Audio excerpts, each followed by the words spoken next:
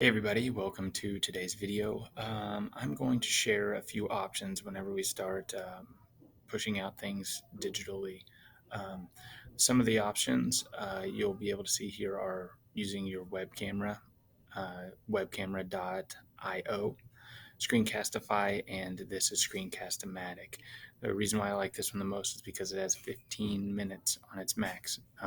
I've shared it so that you can see both the webcam here and you can see the content that's on my screen. Okay, so if you are in your classroom and you would like to present, you can click the present tab if you would like, and then you can showcase what you've got going on while you're talking. Okay, if you need them to be able to see you, you would probably want to use this feature where you can go through and see your face, but also be able to see the screen behind you. Okay, another option other than Screencast-o-matic, which doesn't require an extension or anything, is Screencast-ify. You would go to screencast-ify.com and then you would add to Chrome. And then from there, you'd be able to use an extension, which I have. I'll show you, it looks like a little arrowhead. Okay, Screencast-ify right there. Okay, so you would be able to utilize that and there would be an extension up here. Okay. The next one is webcamera.io. It's not going to showcase whatever you've got on your screen, but if you wanted to present to the class like this, you would be able to do so up there on the board.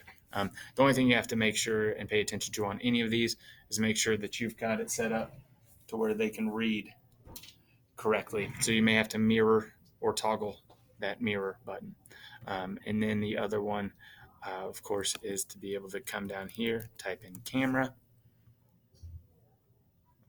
Then from here, you can actually go to video and you can record it that way. It's going to save directly to your Chromebook.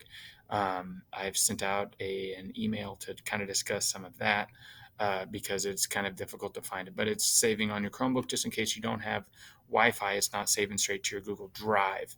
It goes to your files